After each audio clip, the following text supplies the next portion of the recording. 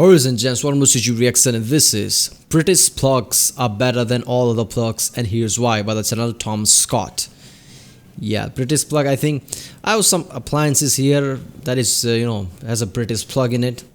My relatives went to Britain for for holiday or something and brought back these appliances, Philips appliances that has this kind of plugs. It was annoying to me because I had to find a connector to transfer into what we have, type D I guess, and those are type Gs. So yeah, those are better apparently. I have no idea about any plugs, so this is going to be informative I guess. Let's watch this one. I get a little bit patriotic sometimes. And sometimes that's for comedy purposes, and sometimes it's genuine. And this is genuine, because I really do believe that the British plug is one of the greatest designs that has ever hit the world. For loads of reasons. I mean, there's a safety feature that most folks, at least in Britain, know, which is that it's really difficult for a kid to take, say, a screwdriver and just poke it into one of the holes.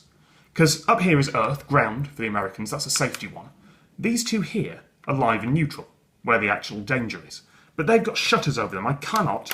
Don't try and sit home. I cannot poke a screwdriver in there right now. What I have to do is plug the earth pin, which you can see is slightly longer, the ground pin here, in first.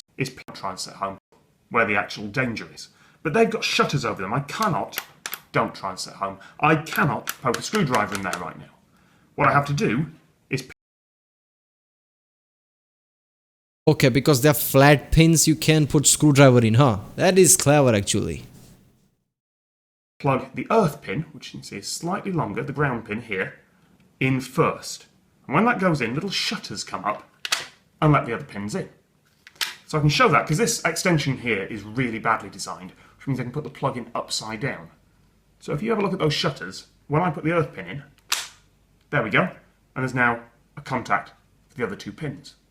So you need to have a really inventive baby to be able to put one in there and another in there. Sherlock Holmes, right? Sherlock Holmes baby or something. Yeah, that is good. Is that standard of all plugs? These are type G plugs, I guess. So is this standard for all plugs that this has to be there? Because in here in India, these are type D and type M, I think. Those are the plugs. Type M is the bigger ones. And some plugs has this kind of safety feature where the, earthing pin that is a bit longer has to go in first and then the shutters open. There is also that, but not all plugs. So this is standard for all type Gs because that's a really good safety feature. And then get a shock. So that's safer. That's brilliant. What about if you leave the plug halfway out? Because American, European sockets, you leave the plug halfway out, you've got live electricity that you can kind of touch if you can get a finger in there. Well, not here. Because on the live and neutral pins on the bottom, you can see insulation extends halfway through them. If the plug is far enough in to make a connection, like that, all you can touch is the insulation. Okay, so that's the obvious safety feature. I think type M bigger plugs in here are like that, who also has insulation. I don't think normal plugs has that. Yeah, I'm pretty sure normal plugs does not have insulation there. So I think, type M and some plugs that has insulation might have taken the cue from type G plugs from Britain. But these are some good safety feature. I'm not surprised that British came up with these small details here and there. I mean, all the inventions that British did are really clever. So British saw the plug, it's like, let's make it safe, and saw this small thing here and there and made it safe. These are better, man. If anybody has small babies in the house, they would think like, oh yeah, this is really important. Just what about on the inside? Because you've got to remember, until 1992, the British government did not require that electrical appliances had plugs on them. If you bought a toaster or a washing machine, you would get, almost always, a bare wire at the end. And you'd expected to wire the plug yourself. So I got taught how to wire a plug in school, because that was still a required skill back then. Here we go, if I open this up. First, there's a fuse. And that's an artifact of when the standard was made. Post-World War II, there was a copper shortage. And, well, it was a lot cheaper to require a fuse in every plug and just build the circuit as one loop of cable going around the whole house than it was to have loads of individual copper strands going out all over the house and a fuse for each. So they just made the house one giant circuit, put a fuse in each plug. That's now safer. Yeah. Then you've got the three wires. Blue is neutral. So the side effect of World War II apparently made it more safer. Yeah. Do we have? I don't think we have fuses in type Ds and things like that. I don't know. I'm pretty sure we don't. Maybe type M, bigger ones, but I don't know. BL, L for left, blue goes to the left. Brown is live, BR, R goes to the right, live goes to the right. You can also remember that live is brown because that's the colour your trousers will go if you accidentally hit yourself. And finally there's this one, the green and yellow. Now wait a second. I think it's brown because I don't know. I heard some electrician say that wire is brown like that. It's because I think people who are colorblind who can also distinct between which is what. That's why it's there. I think. I remember some electrician telling me that. In here, I type D and type M. Is it in only type M? I don't know. But there's also brown type of color like that. That's the earth or the ground wire. Now, in normal operation, that shouldn't be used, but it's basically a return path if all else fails. If something goes electrically wrong in the plug or in the appliance, that will ground it, and all the electricity will safely go away from people. Because if that disconnects and there's a problem, well, you could touch the metal bit of this toaster, and the electricity could ground itself through you and through your heart, which is bad. So instead, you have this wire here, and this is the really clever bit. This is the bit that not many people know about. You see that slack in the wire just here? In the event that there's a tug on this cable and something goes wrong, and all these start fraying and coming out, the live and the neutral, the ones where the danger is, they'll get pulled out first. And then the earth wire will come out next. So in the event of damage, of fraying, it's most likely that the earth wire is going to be the safe one, and no one's going to get killed.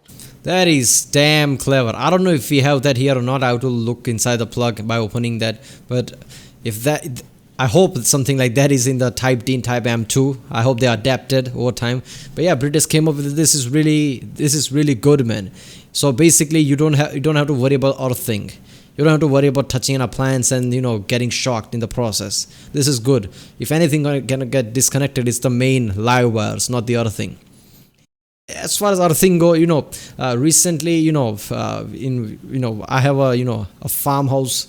Let's just say, in the countryside, village type area, farmhouse. In that farmhouse, there was one incident where, there is a one junction box outside of the farmhouse where all the power comes through. And I don't know how, but earthing wire got cut off there.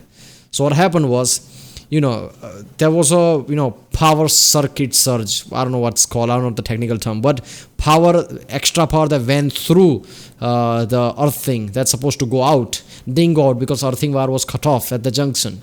So it constantly, came back in the house and just made a loop and just, it became a high voltage situation. And that was really panicky. There was, another farmhouse besides me, which had the similar junction.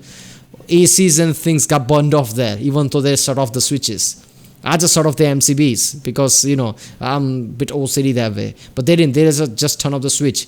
What switch does is switch turns off the live wires, not the earthing. Earthing is still there. If the power is coming through earthing, all the application is going to get burned out. So, yeah, earthing is safe as far as, everything is safe in that, wiring and things. If at the junction or wherever earthing wire gets cut, that's a massive issue. Even the turning of the switch won't matter. So there you go, the British plug, genuinely one of the best bits of design I've ever come across, with one exception, which is that if you just let it fall on the ground, because, you're just throwing something out the way, it will almost certainly end up with the points pointing upwards, which means in the middle of the night, when you stand on it, it is really going to hurt. Okay, that's you what... remember that because the live one is brown, because that's the colour your trousers will go if you accidentally hit yourself. It's just, yeah, that's what Richard Hammond was saying in one of the Top Gear videos. Like, what is the worst thing you can find under a rug? A fallen plug. Because of that, it hurts. Okay. Yeah, that is seriously good, man. Every plug in the world should adopt that. Because, I don't know what, there is no downside. It's just big plug. It might hurt if it falls down. That's nothing compared to the safety features. I mean, that's a massive issue. Kids, you have to panic every time, you have a kid in your house. There's a panicky situation. You have to check if every plugs are out of reach or something. If something like this is there, you don't have to worry about it. This is a good safety feature. Alright, people, if you like my Rick Sunday, don't like and subscribe. Check out the Rick Sunday. There's a link in the description. Check out the cast for the playlist. Check out the end cards. And yeah, I'll see you next time.